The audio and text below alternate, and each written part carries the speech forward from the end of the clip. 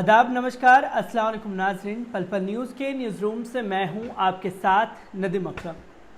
आज से ठीक 22 दिन बाद बिहार में पहले चरण के 28 अक्टूबर को मतदान डाले जाएंगे, पर पहले चरण के मतदान से पहले सियासी उठापटक भी तेज हो गई है।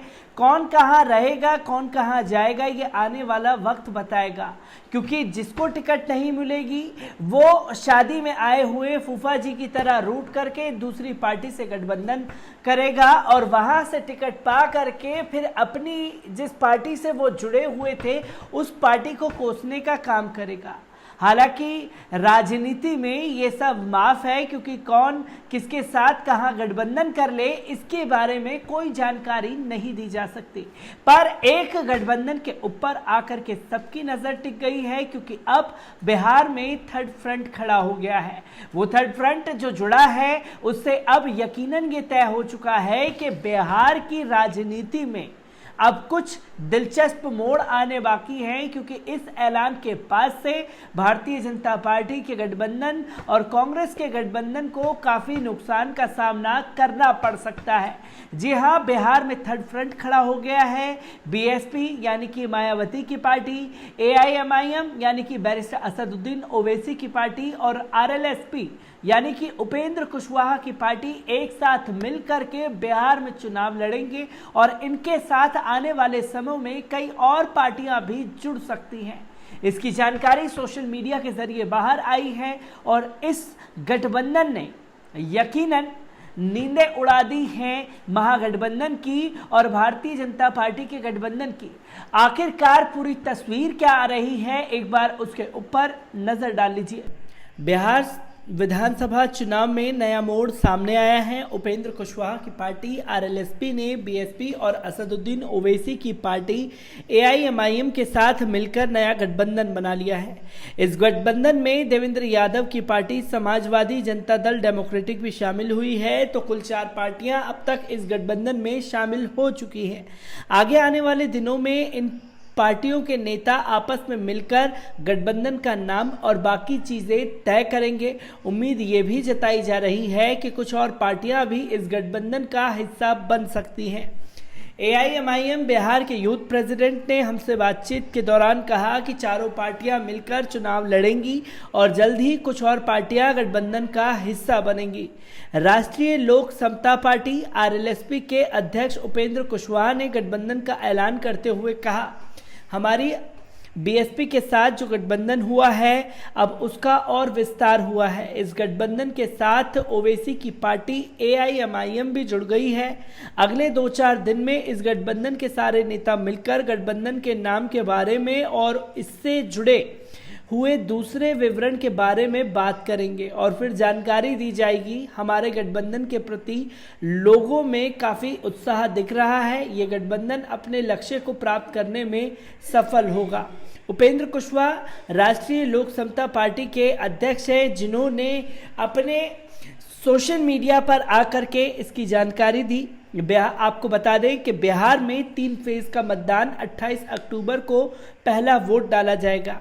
जैसे जैसे चुनावों की तारीख पास आ रही है, बिहार में चुनावी शोर बढ़ता जा रहा है।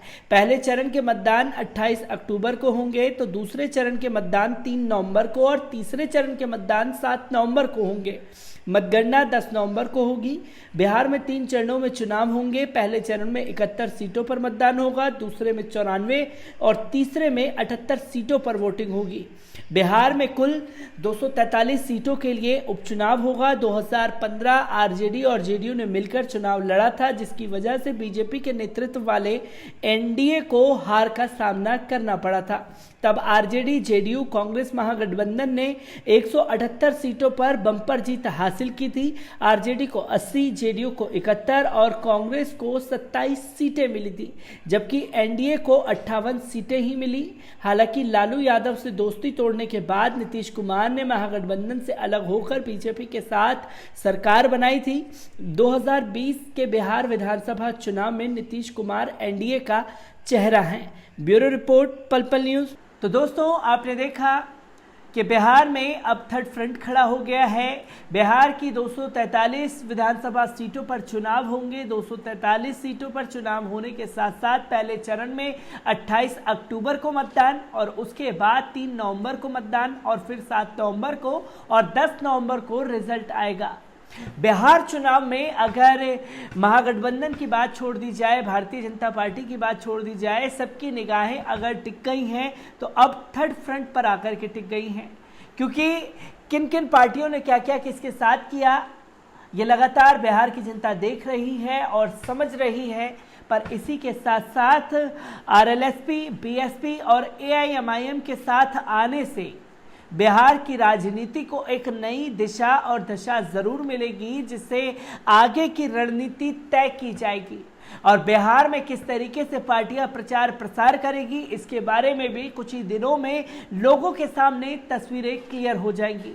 तो एक बहुत बड़ी खबर जो बिहार की राजनीति से सामने आई, जिसने विपक्षी दलों की नींदें उड़ा करके रख दी हैं और इससे पहले भी हमने देखा कि तमाम पार्टियां, पप्पू यादव की पार्टी, चंद्रशेखर आज़ाद और एसडीपीआई, तमाम पार्टियों ने मिलकर के गठबंधन किया और एक मोर्चा बनाने की कोशिश की और भारतीय जनता पार्टी और महागठबंधन को रोकने के लिए तमाम तरीके के गठबंधन अब सामने आ रहे हैं।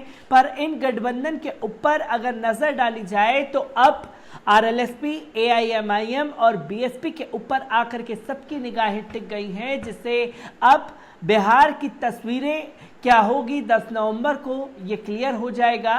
पर इस गठबंधन से एक नई राजनीति की दिशा तय होगी जो थर्ड फ्रंट बनेगा और इस थर्ड फ्रंट का असर आने वाले और विधानसभा चुनावों में देखने को मिल सकता है।